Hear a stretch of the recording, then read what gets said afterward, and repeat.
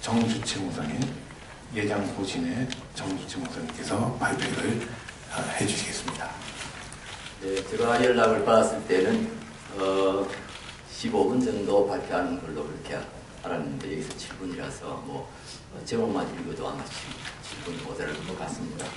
그러나 최선을 다해 보겠습니다. 23페이지 보시기 바랍니다. 손보호 박사는 한국 교회를 행하여 역사적으로 교회가 이렇게까지 타락한 적이 없었다고 개탄했습니다. 예수님 당시 이스라엘 종교는 성경적 종교가 아닌 다른 종교가 되어버렸었습니다. 그들은 그들이 믿고 기다리던 메시아가 나타났을 때 그를 거짓 메시아라고 생각하고 죽여버렸습니다. 그러니 딴 종교가 되었다는 정도를 넘어 메시아 종교를 대적하는 사탄의 종교가 되어 있었던 것입니다.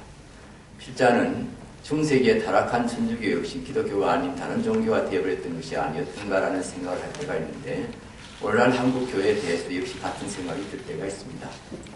물론 아부왕 시대에 바알에게 무릎을 꿇지 않은 자 7,000명이 남아있었던 것 같이 한국 교회도 여전히 신실한 목사들이 많고 그리스도의 신부로 단정한 교회들이 있어 희망을 주고 있지만은 객관적으로 드러나는 한국 교회는 과연 정상적인 기독교로 돌이킬 수 있을까라는 의문이 들 만큼 심각한 타락에 빠져 있다는 사실만은 그 누구도 부정하기가 어렵습니다. 한국 교회에는 본질이 변질되고 왜곡되어 있으며 비정상적인 것들이 정상적인 것들을 구축하고 있는 상황입니다.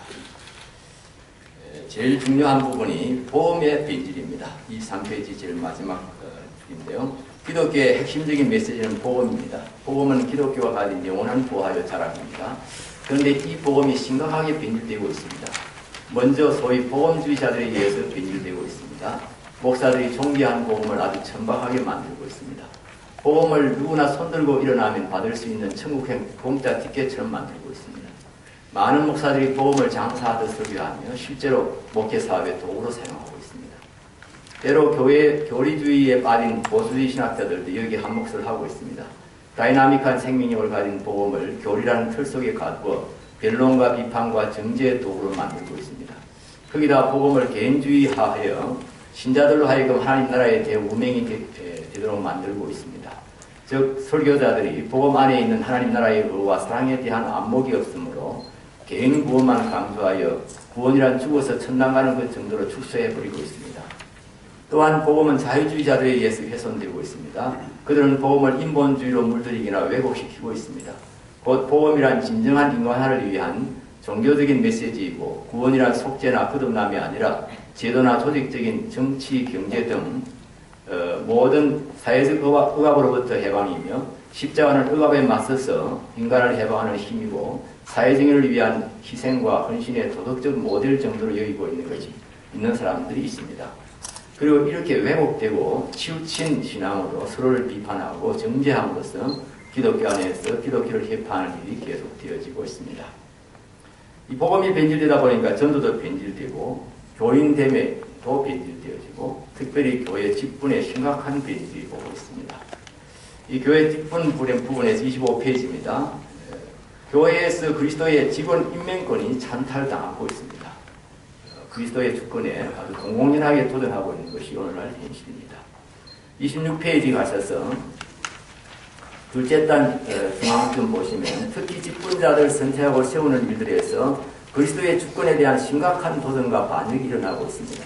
교회 안에서 공공연히 선거운동이 벌어지고 때로는 정치권에서 일어나는 부정선거보다 훨씬 더 타락한 선거운동이 벌어지기도 합니다.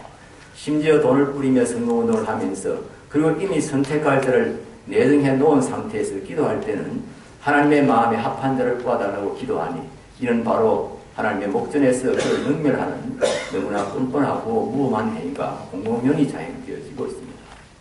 그리고 두 번째로 봉사직이 명예와 권세와 직업으로 변질되어졌습니다.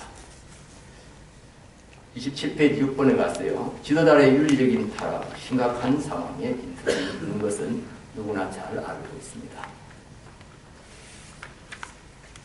넘어가서 28페이지 7번입니다. 목회자의 과잉 배출과 질적 저하입니다.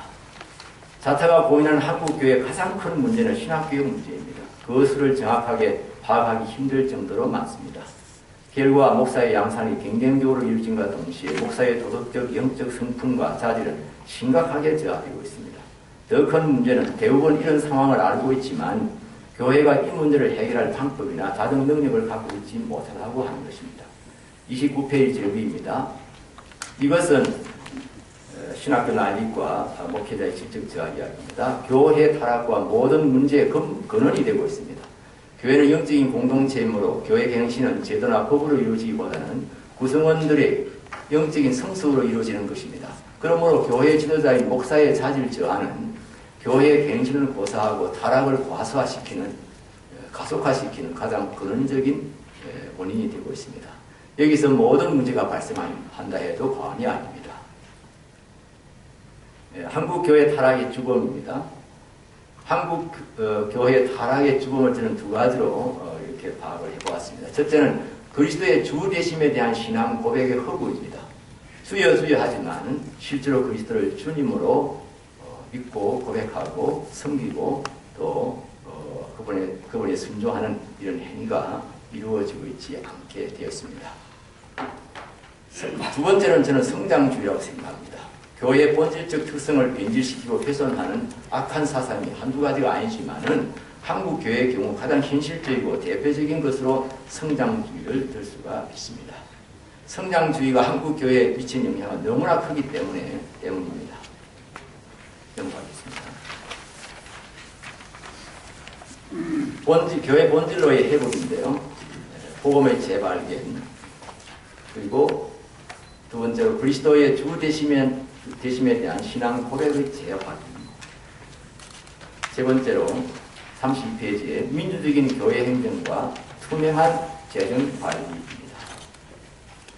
네 번째로 도덕 재무장 운동입니다. 제가 거기다가 한국교회 목회자 윤리위원회가 발표한 윤리 강령을 거기다가 인용을 해놨습니다. 한번 참고로 읽어보시기 바랍니다. 35페이지 마지막 단입니다. 건강한 중소교회 세우기 대행교회 분립운동입니다. 저는 이 부분을 우리 한국교회에 도전적으로 제안하고 싶습니다. 교회가 대행교회로 성장하는 것이 반드시 부정적인 일은 아니나 이것이 목표가 되면 본말이 전도될 수밖에 없습니다. 그리고 대행교회로 성장하기를 원한다고 해서 대행교회가 된 것도 아니나 대행교회가 되면 아무래도 교회 건강성에 문제가 생기기가 쉽습니다. 교회로서의 본질적인 요소들이 변질되기 쉽습니다. 거기다 더욱 위험한 일은 교회의 힘이 담임 목사에게 집중되는 것입니다. 대행교회로의 성장은 담임 목사의 가장 확실한 공적으로 인정되고 그것은 담임 목사가 교회 안에서 절대권을 행사할 수 있게 만드는 바탕이 됩니다. 그렇게 되면 당사자가 원하든 원치 않든 구조상 힘이 그에게 집중될 수밖에 없고 이런 구조 안에서 목사나 교회가 권력화의 유혹을 이기고 거룩함과 겸손을 지켜내는 일은 지극히 어려운 일입니다. 그러므로 교회의 대행화를 지향하고 건강한 중소교회를 많이 세우는 것이 교회의 개혁과 갱신을 위해 아주 중요하고 확실한 방법이라고 저는 생각합니다.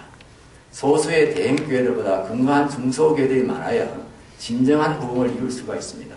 중소교회들이 대행교회들보다 교회다움을 더 잘 지켜갈 수가 있고 영혼구원하여 제자 삼는 교회의 존재의 목적을 성취하는 일에도 훨씬 더 효과적으로 공모할 수가 있기 때문입니다.